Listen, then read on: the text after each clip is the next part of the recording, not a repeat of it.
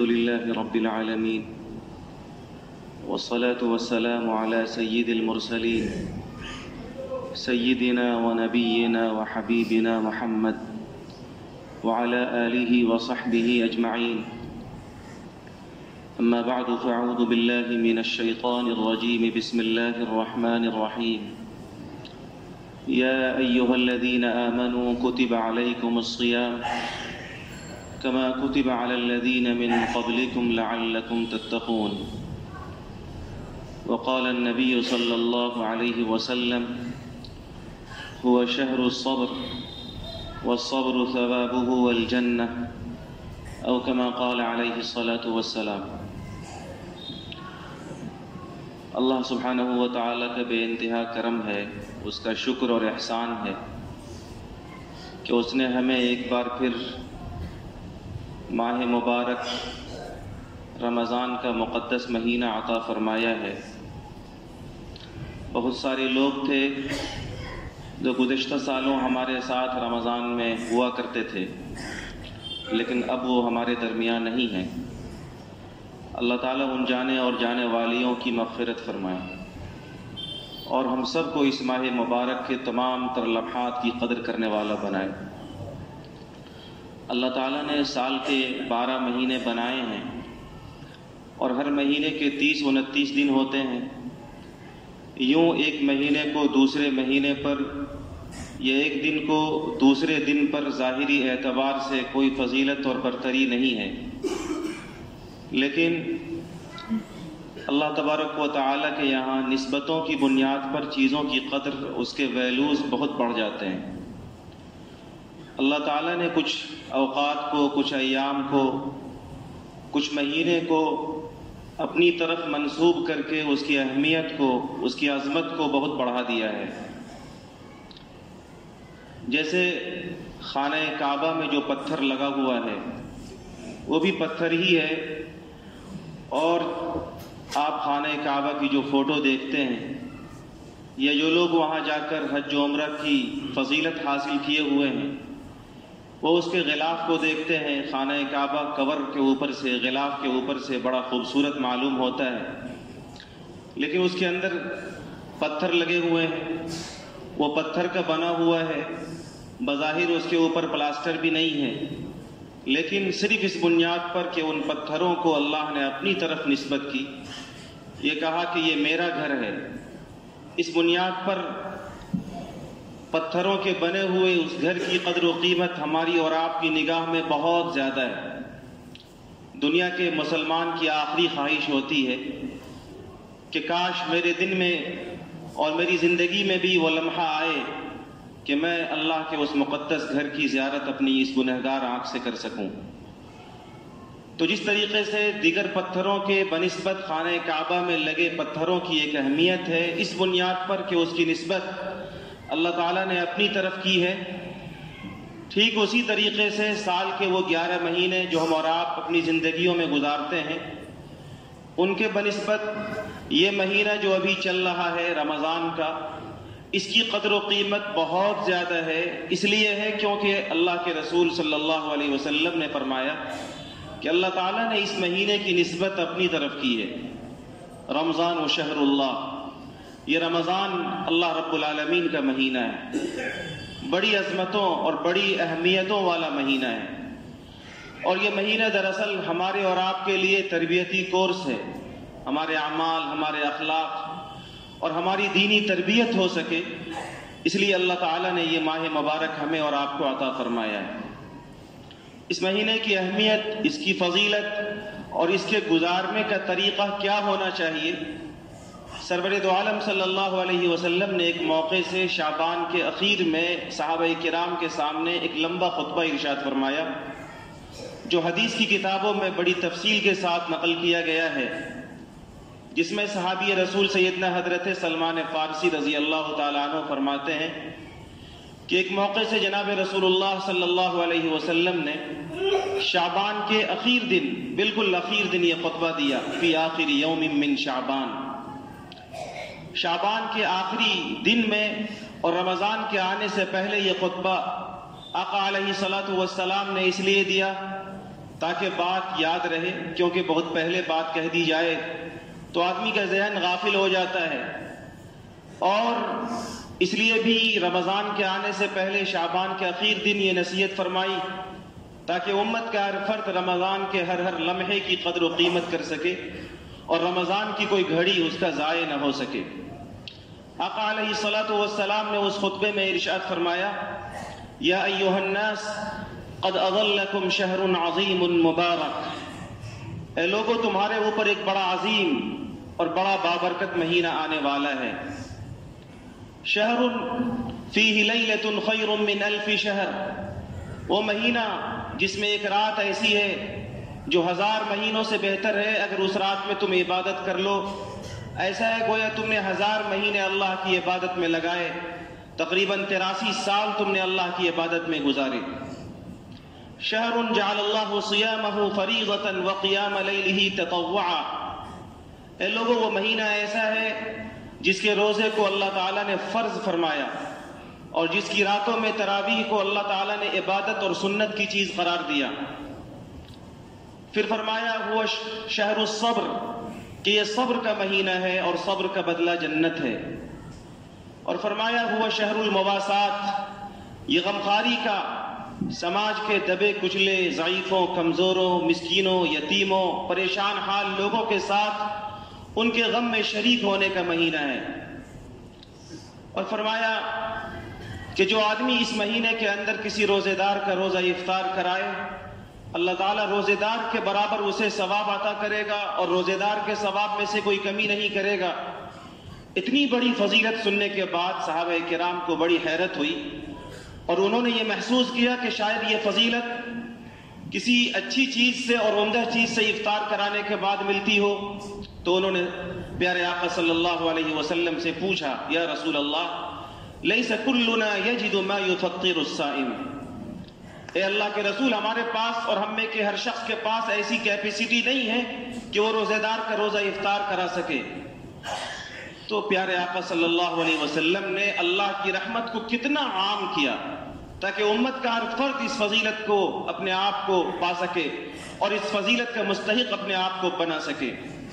آپ نے فرمایا یعطی اللہ هذا الثواب من فطر صائما على تمرة او شربة ماء او مزقة لبن، اللہ تعالیٰ یہ ثواب کہ افطار کرانے کے بعد روزے دار کے ثواب کے برابر ثواب عطا کرے، جہنم سے خلاصی عطا کرے، یہ فضیلت اور یہ بشارت اس صورت میں بھی دیتا ہے جب تم کسی روزے دار کو ایک کھجور سے افطار کرا دو، ایک گھونٹ پانی پلا کر افطار کرا دو، ایک گھونٹ لسی پلا کر افطار کرا دو، تب بھی تمہیں یہ فضیلت ملے گی۔ پھر آقا علیہ الصلوۃ والسلام نے ارشاد فرمایا، من خفف عن مملوکہ فیہ غفر اللہ لہ واعتقہ من النار، یہ وہ مہینہ ہے کہ اگر تم اس میں اپنے خادم، اپنے مزدور، اپنے نوکر، اپنے ورکر، اپنے گھر کے ماتحت بیوی اور تمہارے جو خادم تمہاری خدمت میں لگے ہوئے لوگ ہیں، اگر تم ان سے اس کے کاموں کو ہلکا کر دو تو اس ہلکا کرنے کی وجہ سے اللہ تعالیٰ تمہیں جہنم سے خلاصی عطا فرمائیں گے اور جنت کا پروانہ عطا کریں گے۔ اور یہ ارشاد فرمایا کہ اس مہینے میں 4 کام کرو، 2 کام تو ایسے ہیں کہ تمہیں کرنے ہی ہیں اور 2 کام وہ ہیں جن سے تم اللہ کو خوش کر پاؤ گے۔ وہ 2 کام جن سے تم اللہ کو خوش کر پاؤ گے اور اللہ کی رضا کا اپنے آپ کو مستحق بنا سکو گے، وہ یہ ہے کہ تم لا الہ الا اللہ خوب کثرت سے پڑھا کرو، وَتَسْتَغْفِرُونَهُ، اور اللہ تعالیٰ سے چلتے پھرتے اٹھتے بیٹھتے معافی مانگا کرو، استغفار کی کثرت کرو۔ اور فرمایا وہ 2 خصلتیں، وہ 2 بات جو تمہیں ہر حال میں کرنا ہے، وہ یہ ہے تسألون اللہ الجنہ وتعوذون به من النار، کہ اللہ تعالیٰ سے جنت کا سوال کرو اور جہنم سے پناہ مانگو۔ یہ وہ لمبا خطبہ ہے جو احادیث کی کتابوں میں منقول ہے، جس کا میں نے ترجمہ آپ کو سنایا۔ اس پورے خطبے میں رسول پاک علیہ الصلوۃ والسلام نے اس مبارک مہینے کے اعمال، اس کے احکام، اس کی فضیلت اور اللہ تعالیٰ کی طرف سے معمولی کاموں پر نوازے جانے کے وعدے اور بشارتوں کا بڑی تفصیل کے ساتھ تذکرہ کیا۔ پھر اس مہینے میں ہم کام کیا کریں، ہماری دن رات کی مصروفیات کیسی گزرے، پیارے آقا علیہ الصلوۃ والسلام نے اس تعلق سے بھی امت کی رہبری فرمائی۔ وہ سب سے پہلا حکم جو آقا علیہ الصلوۃ والسلام نے اس مہینے کے حوالے سے دیا وہ یہ ہے جعل اللہ صیامہ فریضہ، کہ اس کے تمام روزے فرض ہیں۔ رمضان کے دنوں میں روزہ رکھنا یہ اللہ تبارک و تعالیٰ کے لیے عبادت کرنا ایمان والوں پر ایک اہم فریضہ ہے۔ قرآن کریم نے کہا کتب علیکم الصیام، اے لوگوں تم پر روزے فرض کیے گئے رمضان کے پورے مہینے۔ من شہید منکم الشہر فلیصم، جس کو بھی ملے، اگر وہ صحت مند ہے، اگر وہ مقیم ہے، اگر وہ شرعی طور پر مجبور و معذور نہیں ہے اور وہ مسلمان ہے تو اس پر فرض ہے کہ اللہ تعالیٰ کے اس فریضے کو ادا کرے اور رمضان کے روزے کو حتی المقدور رکھنے کی کوشش کرے۔ اور یہ اتنا بڑا فریضہ ہے کہ آقا علیہ الصلوۃ والسلام نے اس تعلق سے بڑی خطرناک وعید ارشاد فرمائی۔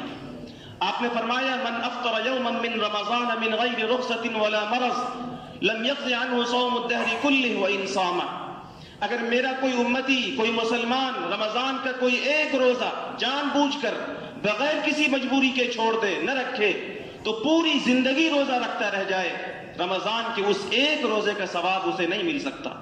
اتنی زیادہ فضیلتیں اللہ تعالیٰ اس ماہ مبارک کے ایک روزے پر عطا کرتا ہے۔ پوری زندگی ایک آدمی روزہ رکھتا رہ جائے تو رمضان کا وہ ایک روزہ جو اس نے چھوڑ دیا بغیر کسی مجبوری کے چھوڑا، تو اس ایک روزے کی فضیلت اسے نہیں مل سکتی۔ علماء نے لکھا ہے کہ آدمی مطلق نہیں رکھ سکا روزہ بغیر مجبوری کے، تو بعد میں ایک روزہ رکھ لے، شرعی طور پر جو فریضہ ہے وہ ادا ہو جائے گا، عند اللہ وہ گنہگار نہیں ہوگا، لیکن جو اس کی فضیلتیں تھیں، اللہ تعالیٰ کی طرف سے نوازے جانے کے جو مقامات تھے، جو بشارتیں تھیں، وہ بشارتیں اسے نہیں مل سکیں گی۔ کیسی بشارتیں؟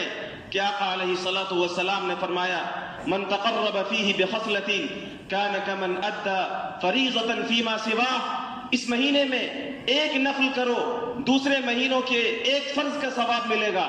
ومن تقرب فیہ بخصلۃ ومن تقرب، کہ جو آدمی اس مہینے میں ایک فرض ادا کرے کان کمن ادى 70 فریضۃ فیما سواہ، دوسرے مہینوں کے 70 فرائض کے برابر اسے ثواب ملے گا۔ رمضان کے مہینے میں آپ نے فجر کی 2 رکعت پڑھی، وہ ایسے ہی ہے گویا کہ آپ نے غیر رمضان کی 40 رکعتیں پڑھی۔ اگر آپ نے رمضان کے ظہر کے 4 رکعتیں پڑھی، گویا آپ نے غیر رمضان کی 280 رکعتوں کا ثواب اپنے آپ کو اس کا مستحق بنا لیا۔ اس طرح اللہ تعالیٰ نوازتا ہے۔ اللہ تعالیٰ کی یہاں نیکیوں کا فارمولہ یہ ہے کہ آپ ایک نیکی کیجئے اس کا ثواب 700 گنا ملتا ہے، لیکن فرمایا الا الصوم، سوائے روزے کے، کیونکہ روزہ بندہ میرے لیے رکھتا ہے وَأَنَا أَجْزِي بِهِ، اور اس کا بدلہ میں خود دوں گا۔ اور جب کریم دینے پر آتا ہے تو پھر اس کی کوئی انتہا نہیں رہتی کہ وہ کتنا دے، اس کے دینے کی کوئی لمیٹیشن نہیں، بے انتہا آپ کو نوازتا ہوا چلا جاتا ہے۔ اس لیے روزے کا بدلہ جب اللہ خود دینے والا ہے، اور وہ ایک روزہ جو آدمی بغیر کسی شرعی مجبوری کے چھوڑے، شرعی مجبوری یہ ہے کہ آدمی بہت بوڑھا ہے، روزہ رکھنے کا متحمل نہیں ہے، آدمی اس مرض میں مبتلا ہے کہ ڈاکٹر نے کہہ دیا ہے کہ تم روزہ نہیں رکھ سکتے، اگر روزہ رکھو گے تو تمہاری صحت یابی میں تاخیر ہوگی، تمہارا مرض بڑھ جائے گا، یا آدمی مسافر ہے اپنے گھر سے 77 کلومیٹر دور یا اس سے زیادہ کی مسافت کے ارادے سے نکلا ہوا ہے، اس طرح کی معذوری اور شرعی مجبوری اگر اس کے پاس نہیں ہے تو اسے روزہ رکھنا چاہیے۔ اور اس طرح کی مجبوری کے بغیر اگر کوئی مسلمان یوں ہی روزہ توڑتا ہوا چلا جائے، آج کل شہروں میں بڑی محرومی اور مسلمانوں کے اندر اس عبادت کے تعلق سے بھی بڑی غفلت اس قدر دیکھنے کو ملتی ہے کہ دیکھنے والوں نے بتایا مشاہدہ کر کے کہ ہوٹل عام دنوں کی طرح وہاں کھلے ہوئے ہوتے ہیں اور لوگ دھڑلے سے افطار کیے ہوئے ہوتے ہیں۔ یہ بڑی محرومی کی بات ہے۔ ایک مسلمان جس کے نوازنے کا اللہ تعالیٰ کی طرف سے یہ وعدہ ہے اور بشارت کا یہ مہینہ ہے، وہ آدمی اس مہینے میں بھی روزہ نہ رکھے تو وہ اپنی مغفرت کے لیے اور کون سا موقع تلاشے گا، اور اپنی مغفرت اور اللہ کی بشارتوں کا اپنے آپ کو مستحق بنانے کے لیے اسے اور کون سا موقع چاہیے۔ پھر فرمایا کہ اللہ تعالیٰ نے اس مہینے کے اندر راتوں کی تراویح کو سنت قرار دیا۔ احادیث کے اندر الگ الگ روایات میں رسول پاک علیہ الصلوۃ والسلام نے اسے اپنی سنت بتایا، لیکن اس روایت میں اللہ کی طرف نسبت فرمائی کہ خود اللہ تعالیٰ نے رمضان کی راتوں کی تراویح کو سنت فرمایا۔ اس لیے مسلمانوں کو یہ چاہیے کہ وہ آج جہاں دنوں میں روزوں کا اہتمام کرتے ہیں، وہ وہیں راتوں میں پوری بشاشت کے ساتھ اور پورے اطمینان کے ساتھ اللہ کی بارگاہ میں 20 رکعت تراویح کا اہتمام کریں۔ اہل السنہ والجماعہ کا موقف ہے کہ رمضان کی راتوں میں مردوں کے لیے 20 رکعت تراویح کی نماز جماعت کے ساتھ پڑھنا یہ سنت مؤکدہ ہے. عورتوں کے لیے بھی سنت مؤکدہ ہے. عورتیں اپنے اپنے گھروں میں پڑھیں، جماعت کے بغیر پڑھیں، تنہا پڑھیں، لیکن مرد حضرات جماعت کے ساتھ تراویح کی نماز کو لازماً پڑھیں، پورے اہتمام کے ساتھ پڑھیں. تراویح کے اندر حافظ کو جلدی جلدی قرآن پڑھنے پر مجبور نہ کریں. اگر 5 منٹ تاخیر ہو گئی تو مسجد میں ہال چیخو پکار کے کیا بات ہے حافظ صاحب آج بڑی دیر ہو گئی. یاد رکھیے کہ قرآن مجید کو صحت مخارج کے ساتھ ٹھیک ٹھیک پڑھنا اور سننا یہ ضروری ہے. اگر کوئی آدمی قرآن مجید کو اتنا تیز پڑھتا ہے کہ حروف کٹ رہے ہیں، زیر کے بجائے زبر پڑھ رہا ہے، سمجھ میں نہیں آ رہی ہے بات، تو پیارے آقا علیہ الصلوۃ والسلام نے فرمایا کہ بعض لوگ ایسے ہیں جو قرآن کریم پڑھتے ہیں اور قرآن کریم ان پر لعنت کر رہا ہوتا ہے. اس طرح قرآن مجید پڑھ کر ہم قرآن مجید کی لعنت لینے کے سوائے بشارت نہیں لے پاتے. لہذا آپ اپنے حفاظ کو اس بات پر مجبور کیجئے کہ وہ تراویح پورے ٹھہر ٹھہر کر پوری تجوید کے ساتھ اور اہتمام کے ساتھ پڑھا کرے. اگر وہ بہت پوری تجوید کے ساتھ نہیں پڑھ رہا ہے، تیز پڑھ رہا ہے، تو کم از کم صحت مخارج کے ساتھ پڑھے تاکہ آپ کو پوری بات سمجھ میں آئے.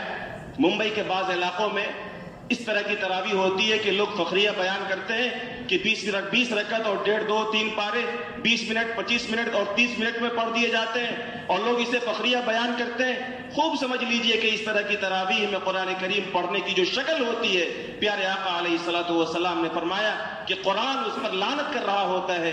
اس طرح قرآن کریم کے حقوق کو ضائع کرنے سے ایمان والوں کو بچنا چاہیے. یہ دوسرا کام ہے جو پیارے آقا علیہ الصلوۃ والسلام نے ایک مسلمان کو بتایا کہ راتوں میں تراویح کا اہتمام کرو. اور اس کے علاوہ ایک بندے مومن کو رمضان کے دنوں کے اندر اور راتوں کے اندر ایک خاص کام جس کی مشق کرنی چاہیے اور ہر لمحے جس کو آپ کو ٹریننگ لینی ہے، اس کے بارے میں آقا علیہ الصلوۃ والسلام نے فرمایا ہوا شہر الصبر، کہ یہ صبر کا مہینہ ہے. آپ روزے رکھ رہے ہیں، آپ تراویح پڑھ رہے ہیں، آپ نے روزے رکھ کر اللہ تعالیٰ کی جائز چیزوں کو چھوڑ دیا ہے، آپ کھانا نہیں کھاتے، آپ پانی نہیں پیتے، آپ بیویوں سے نہیں مل رہے ہیں، اللہ کے لیے آپ نے ان تمام جائز چیزوں کو چھوڑ دیا ہے. پیارے آقا فرماتے ہیں کہ یہ صبر کا مہینہ ہے. صبر جب بولا جاتا ہے تو ہم اور آپ اپنے عرف میں اس کا مطلب بس اتنا سمجھتے ہیں کہ ہمارے طبیعت کے خلاف کوئی بات آ گئی، کوئی مصیبت ہو گئی، کوئی پریشانی آ گئی، کسی کی موت ہو گئی، تم ہول چیخ پکار نہ کریں، ہم واویلا نہ مچائیں، ہم آنکھوں سے بے تحاشا آنسو نہ بہائیں، ہم اپنے گریبان کو چاک نہ کریں. صبر کا مطلب ہمارے یہاں بس یہ ہے کہ تکلیف کو آدمی برداشت کر لے. جبکہ قرآن و سنت کے اندر جب صبر بولا جاتا ہے تو اس کا مطلب یہ ہوتا ہے کہ اللہ کی رضا کو حاصل کرنے کے لیے آپ تمام تر ناگواریوں کو برداشت کر لیجئے. اللہ کو خوش کرنے کے لیے تمام تر ناگواریوں کو برداشت کر لیجئے. یہ ہے صبر. اور اسی لیے علماء نے صبر کی 3 قسمیں لکھی ہیں. ایک تو صبر علی الطاعہ، اللہ تعالیٰ کی اطاعت پر صبر. وہ یہ کہ اللہ تعالیٰ کی بندگی اور اللہ تعالیٰ کی اطاعت آپ سے کچھ چاہ رہی ہے اور آپ کے نفس کا تقاضا کچھ اور ہے. نماز کا وقت ہو گیا، آپ کی طبیعت چاہ رہی کہ تھوڑا آرام کر لیں، نیند کا غلبہ ہے، آپ تھکے ہوئے ہیں، لیکن اللہ کا منادی پکار رہا ہے کہ آ جاؤ، حی علی الصلاح حی علی الفلاح، نماز پڑھ لو، کامیابی ملے گی. اب یہاں پر آپ کو اپنے نفس کے اس تقاضے کو دبانا ہے. نفس آرام چاہ رہا ہے، نفس کے خلاف آپ کام کریں گے، آپ کو ناگواری ہوگی. اس ناگواری کو آپ کو برداشت کرنا ہے اور جا کر مسجد میں جماعت کے ساتھ نماز پڑھنی ہے. یہ ہے صبر علی الطاعہ، کہ اللہ کی بندگی کرتے ہوئے نفس کی چاہتوں کو آدمی دبا دے، اللہ کی اطاعت کرتے ہوئے نفس کے لذات کو آدمی فنا کر دے، نفس کی خواہشات کو آدمی کچل دے. یہ ہے صبر علی الطاعہ، کہ اللہ تعالیٰ کی اطاعت پر آپ نے گویا صبر کیا. اور صبر کی ایک دوسری قسم ہے صبر عن المعصیہ، کہ اللہ کی نافرمانی سے رک جانا. مثال کے طور پر آج انٹرنیٹ کے زمانہ ہے، ہمارے جو نوجوان بچے ہیں رمضان کے مبارک مہینوں میں بھی انٹرنیٹ اور سوشل میڈیا پر اپنے قیمتی اوقات کو ضائع کرتے ہیں. پتہ ہی نہیں چلتا کہ یہ رمضان کے مبارک مہینہ ہے یا غیر رمضان کا. میں نے دیکھا اپنی آنکھوں سے کہ رمضان کے مبارک مہینہ ہے اور کھلے عام ہمارے نوجوان موبائل پر گانے سن رہے ہیں، اور یہ پڑھے لکھے نوجوان کرتے ہیں. یہ صورتحال اس قدر تکلیف دہ ہے. مسلمانان عالم کی جو صورتحال ہے، ملک کے مسلمانوں کی جو صورتحال ہے، اس پس منظر میں رمضان کا مہینہ جو ہماری تربیت کے لیے، ہمارے صبر کے لیے اللہ تعالیٰ نے دیا ہے، اس ماہ مبارک میں بھی ہمارے دن و رات کے شیڈول میں کوئی تبدیلی نہ ہو، گناہوں کے کاموں سے بندہ مومن اپنے آپ کو نہ روک سکے، گناہوں کے کاموں سے آدمی اپنے آپ پر کنٹرول نہ کر سکے، تو پھر کیسا ایمان، کیسا اسلام؟ ہمارے ایمان میں کس قدر مضبوطی ہے کہ رمضان کے اس مبارک مہینے اور ان کی راتوں کی ہم قدر نہیں کر پا رہے ہیں۔ ہمارے یہاں ایک بڑی بری کلچر اور بہت بری تہذیب عام ہوتی چلی جا رہی ہے۔ رمضان کی راتوں میں دیر رات تک جاگنا یہ ایک فیشن بنا ہوا ہے، پوری رات لوگ جاگ رہے ہیں۔ میرے بھائی اور میرے بزرگوں، یاد رکھیے رمضان کی یہ راتیں اللہ تعالیٰ سے مانگنے کے لیے ہیں۔ رمضان کی یہ راتیں اللہ کے سامنے رونے دھونے کے لیے ہیں۔ رمضان کی یہ راتیں اس لیے ہیں تاکہ آپ اللہ اور روٹھے ہوئے رب کو منا لیں، آپ مسلمانان عالم کے لیے رحمت کی بھیک مانگیں۔ دنیا میں کروڑوں بھائی بہنیں ایسے ہیں جو افطار کے چند لقمے کے لیے ترس رہے ہیں، معصوم بچے ہیں جنہیں پانی نہیں مل رہا ہے۔ ان کے غم کو یاد کیجئے، ان کے درد کو محسوس کیجئے اور اس کلچر کو ختم کیجئے کہ رمضان کی پوری رات ضائع ہو۔ رمضان میں ہم اپنے دوستوں کی محفلوں میں گپاسٹنگ میں اپنے قیمتی اوقات کو ضائع کریں۔ میرے بھائیو، اس کلچر کو اور اس گندی تہذیب کو ختم کرنے کی ضرورت ہے۔ آپ تراویح کے بعد ضروری کچھ مشغلے ہوں، لوگوں سے ملاقات ضروری کرنی ہو، کر کے فوراً آپ سوئیے تاکہ آپ تہجد کے وقت جاگ سکیں اور اللہ کے بارگاہ میں رو سکیں، اپنے لیے، اپنی بیوی بچوں کے لیے، پورے عالم کے مسلمانوں کے لیے اللہ کی رحمت کو اور اللہ تعالیٰ کی توجہ کو طلب کر سکیں، روٹھے رب کو منا سکیں۔ میرے بھائی اور میرے بزرگوں، آقا علیہ الصلوۃ والسلام فرماتے ہیں کہ یہ صبر کا مہینہ ہے، اور صبر کی یہ دوسری قسم ہے کہ آدمی گناہوں سے اپنے آپ کو روک لے۔ آپ کی آنکھیں چاہ رہی ہیں، آپ کا نفس چاہ رہا ہے کہ آپ غلط چیزیں دیکھیں۔ رمضان کا مبارک مہینہ ہے، طبیعت کا تقاضا ہے کہ کرکٹ میچ چل رہا ہے وہ دیکھا جائے، طبیعت کا تقاضا ہے کہ ویڈیو گیم کھیلا جائے، طبیعت کا تقاضا ہے کہ ادھر ادھر کی واہی تباہی والی چیزیں انٹرنیٹ پر دیکھی جائیں۔ لیکن آپ اپنے نفس کو بتائیے کہ یہ رمضان کا مہینہ ہے، اور رمضان کا مہینہ میرے رب نے صبر کے لیے دیا ہے، اور صبر یہ ہے کہ نفس چاہے تو آپ نفس کو دبائیے، یاد کیجئے کہ یہ نعمتیں آنکھ کی، کان کی، دل کی، دماغ کی، یہ اللہ کی دی ہوئی ہیں، میرے رب نے مجھے دیا ہے۔ میں اپنی ان آنکھوں کو اللہ کی نافرمانی میں کیسے استعمال کروں؟ یہ کان میرے اللہ نے مجھے دیا ہے، میں گندی چیزیں کیسے سنوں؟ اللہ چاہے تو یہ کان لے لے، اللہ چاہے تو یہ آنکھ لے لے، یہ دل دماغ میرے اللہ نے مجھے دیا ہے، کیسے میں یہاں گندی چیزوں کو اور گندے خیالات کو پنپنے دوں؟ اگر اللہ چاہے دل دماغ لے لے، مجھے پاگل اور مجنون بنا دے۔ میرے بھائیوں، یہ دل، یہ دماغ، یہ کان، یہ آنکھ، یہ سارے اعضاء و جوارح اللہ نے دیے ہیں، اور رمضان کا مہینہ دراصل یہی ٹریننگ کرا رہا ہے کہ گناہوں سے اپنے آپ کو روکو، اپنے نفس کو دباؤ، اپنے نفس کے جذبات کو کچلو، اور اللہ تعالیٰ کی اطاعت کا چسکا اپنے دل و دماغ میں پیدا کرو۔ صبر کی ایک تیسری قسم ہے صبر حالت کہ آدمی مشقتوں پر برداشت کرے۔ آدمی کو اللہ تعالیٰ کی عبادت کرنے میں جو ناگواری ہو، صبر علی المصائب، جو پریشانیاں ہوں، آدمی ان ناگواریوں کو، آدمی ان پریشانیوں کو برداشت کرے۔ کسی طرح کی تکلیف صورتحال پیش آ جائے، کسی کی موت ہو گئی، ایک معصوم بچہ تھا اس کا جنازہ ہو گیا، اس طرح کے تمام تر تکلیف دہ حالات میں بندہ مومن جبکہ نفس چاہ رہا ہے کہ اپنے گریبان کو چاک کر لے، اللہ تعالیٰ کی تقدیر سے شکوہ کرے کہ خدایا میرے ہی ساتھ ایسا کیوں ہو رہا ہے، لیکن آدمی ایسے موقع سے ان مصیبتوں کو برداشت کر لے اللہ کا فیصلہ سمجھ کر۔ یہ ہے صبر علی المصائب کہ آدمی مصیبتوں کو برداشت کر لے۔ ان تینوں قسم کے صبر کرنے والے اور ان تینوں قسم کی صبر کی پریکٹس کروانے کے لیے یہ ماہ مبارک اللہ رب العالمین نے ہمیں اور آپ کو دیا ہے۔ اس لیے ہماری یہ ذمہ داری ہے کہ روزوں کے ساتھ، تراویح کے ساتھ، پوری اس مہینے کے اندر کوشش کر کے ہمیں جو صفت اپنانی ہے وہ یہ ہے کہ ہمارے اندر صبر کی یہ صفت پیدا ہو جائے۔ ہم عبادتوں پر جمنے والے ہوں، ہم گناہوں سے بچنے والے ہوں، ہم مصیبتوں کو برداشت کرنے والے ہوں، اور اس لیے جس طریقے سے ہم نے جائز چیزوں کو چھوڑا ہے، ہم نے کھانا جائز تھا چھوڑ دیا، پینا جائز تھا چھوڑ دیا، پاک بیویاں جائز تھی ہم نے انہیں چھوڑ دیا، صرف اس لیے کہ اللہ تعالیٰ نے منع کیا ہے کہ دن میں تم یہ کام نہیں کر سکتے۔ میرے بھائیوں، اللہ تعالیٰ دراصل یہ پریکٹس کروا رہا ہے کہ میرے بندو، جس طریقے سے میری رضا کی خاطر تم نے رمضان میں بند کمرہ تھا، فریج میں ٹھنڈا پانی تھا، تم پیاس سے بلبلا رہے تھے، اکیلے میں پی لیتے، کسی کو پتہ نہیں چلتا، لیکن صرف اس لیے کہ تمہارا مولا تم سے ناراض ہو جائے گا، تمہارا اللہ تم سے ناخوش ہو جائے گا، تم نے اپنے روزے کے تقدس کا خیال رکھا اور تم نے پانی کا ایک گھونٹ اپنے اندر نہ داخل کیا اور برداشت کر لیا اپنے اللہ کے لیے۔ ٹھیک اسی طریقے سے وہ کام جو رمضان کے علاوہ بھی حرام ہے، ناجائز ہے، رمضان میں تو ہے ہی، ان کاموں کو بھی چھوڑ دو، گناہوں کے اور گندی چیزوں کے، اللہ تعالیٰ کی معصیتوں کے تمام کاموں سے اپنے آپ کو بچا لو۔ اس مہینے میں مشق کرو، کوشش کرو کہ تمہارے اندر گناہوں سے بچنے کی صفت اور صلاحیت پیدا ہو جائے۔ میرے بھائی اور میرے بزرگوں، اور اس لیے ہمیں یہ چاہیے کہ ہم رمضان کے اندر اپنا ایک نظام الاوقات بنائیں، اپنے ایک روٹین بنائیں، ہمارے سونے کا، ہمارے جاگنے کا، ہماری تلاوت کا، ہماری بیوی بچوں سے ملاقات کا، ہمارے کاروبار کا، ہماری ملازمت کا، تمام چیزوں کا ایک وقت ہو تاکہ ہم اس روٹین کے مطابق تمام سے تمام کام پوری ترتیب کے ساتھ کر سکیں اور زیادہ سے زیادہ اللہ تعالیٰ کی یاد میں اپنے اوقات کو گزار سکیں۔ جناب رسول اللہ صلی اللہ علیہ وسلم نے جو 4 کام بتائے، ہمیں چاہیے کہ ان 4 کاموں کی کثرت کریں۔ ہم چلتے پھرتے اٹھتے بیٹھتے جو کاروباری ہیں، کاروبار کرتے ہوئے، جو کاشتکار ہیں، کھیتوں میں رہتے ہوئے، جو ملازم ہیں، ملازمت میں رہتے ہوئے، لا الہ الا اللہ خوب کثرت سے پڑھا کریں۔ اسی طرح استغفار خوب کثرت سے پڑھا کریں، استغفر اللہ استغفر اللہ۔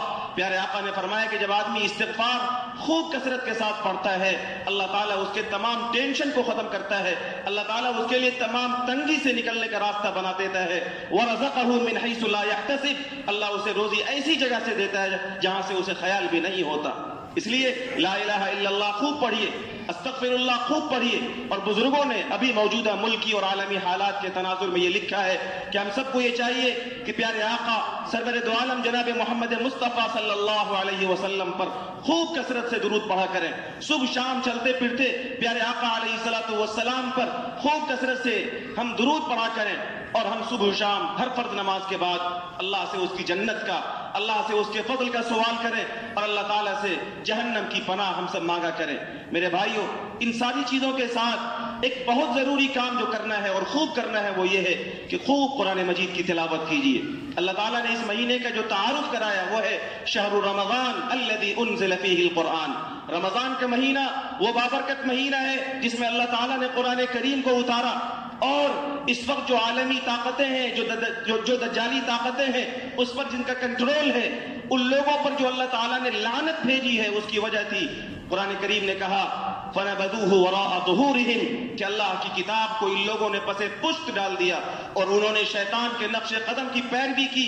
نتیجہ یہ ہوا کہ وہ اللہ کی رحمت سے دھتکار دیے گئے۔ ان حالات میں جبکہ رمضان کے مہینوں میں اللہ کی طرف سے مغفرتوں کے، بشارتوں کے مستقل وعدے ہیں اور اللہ تعالیٰ کی طرف سے نوازشوں کی برسات ہو رہی ہے، ہمیں یہ چاہیے کہ اپنے رب کو منانے کے لیے اور اپنے رب کی مغفرت کا اپنے آپ کو مستحق بنانے کے لیے ہم اللہ کی اس کتاب کو جس کو چھوڑ کر وہ برباد ہوئے، ہم اللہ کی اس کتاب کو خوب پڑھیں۔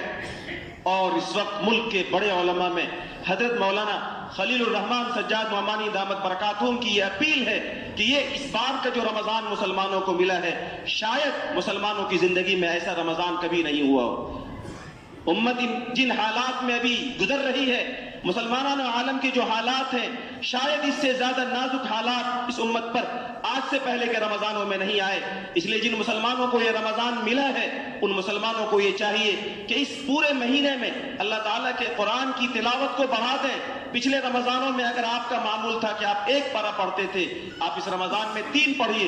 اگر کسی نے پچھلے رمضان میں روزانہ 3 پارہ کی تلاوت کی ہے، آپ اس مہینے، اس سال 5 پڑھیے۔ جس نے 5 پڑھی تھی 10 پڑھے، جس نے 10 پڑھے تھے 12 اور 15 پڑھے۔ ہمارے قرآن کریم کی تلاوت میں اس درجے اضافہ ہو جائے کہ اللہ تبارک و تعالیٰ کی رحمتوں کا ہم اپنے آپ کو مستحق بنا سکے۔ اور پھر انہوں نے ایک خواب ذکر کیا، اللہ تعالیٰ کے خاص اور نیک بندوں کو پیارے آقا سرور دو عالم جناب محمد مصطفیٰ صلی اللہ علیہ وسلم کی زیارت ہوتی ہے اور آپ سے ہم کلامی کا شرف ملتا ہے۔ ایسے ہی اللہ کے کسی نیک بندے کو ملک کے اور عالم کے موجودہ حالات میں آقا علیہ الصلوۃ والسلام کی زیارت ہوئی۔ آپ نے دیکھا، دیکھنے والے نے خواب میں دیکھا کہ آقا علیہ الصلوۃ والسلام بہت مغموم ہیں، بہت پریشان ہیں اور ایک ایسے مکان میں ہیں جس کی چھت ہٹی ہوئی ہے، چھت اڑی ہوئی ہے، بے چھت کا مکان ہے۔ اور آقا علیہ الصلوۃ والسلام اپنے اس عاشق سے فرماتے ہیں کہ میری امت نے میرے دین کو چھوڑ دیا ہے، میری امت نے میرے دین کو ڈھا دیا ہے۔ ایک موقع سے اسی دیکھنے والے نے خواب میں دیکھا جب پیارے آقا صلی اللہ علیہ وسلم مغموم تھے اور آپ فرما رہے تھے کہ میرے اپنوں نے مجھے چھوڑ دیا ہے، میرے اپنوں نے مجھے چھوڑ دیا ہے۔ اپنے کون ہیں؟ ہم اور آپ ہیں۔ اس رمضان میں ہم یہ عہد کریں کہ مسلمانوں کی جو مجموعی حالات ہیں اس وقت فلسطین کے، غزہ کے، سوشل میڈیاؤں کے ذریعے سے آپ تک پیغامات پہنچ رہے ہیں۔ آپ اپنے گھروں میں اپنی بیوی بچوں کے ساتھ افطار کے سارے ساز و سامان کے ساتھ بڑی مسرتوں کے ساتھ افطار کر رہے ہیں، اور وہاں معصوموں کے پاس پانی کے چند قطرے بھی نہیں ہیں، وہاں لوگوں کے پاس افطار کی سہولیات بھی میسر نہیں ہیں۔ امت کے ان یتیموں، امت کے ان پریشان حالوں، ہزاروں بھائیوں بہنوں اور بیٹیوں اور ہزاروں مسلمانوں کے غموں میں شریک ہو کر آپ یہ عہد کیجئے اور اللہ تعالیٰ کی دربار میں یہ عزم کیجئے کہ انشاءاللہ اس بار کے رمضان کو ہم دوسرے رمضان کو کے بنسبت پورے اہتمام کے ساتھ اور اللہ تعالیٰ کی پوری یاد کے ساتھ، قرآن کریم کی خوب تلاوت کے ساتھ، اللہ تعالیٰ کی ذکر کی کثرت کے ساتھ، نبی علیہ الصلوۃ والسلام پر درود کی کثرت کے ساتھ، استغفار کی کثرت کے ساتھ انشاءاللہ ہم سب گزاریں گے۔ اللہ تعالیٰ ہم سب کو اس ماہ مبارک کی قدر کرنے والا بنائے اور اس ماہ مبارک میں ہم سب کی مغفرت کا فیصلہ فرمائے۔ مسلمانان عالم پر اپنی خصوصی رحمت کا اور فضل کا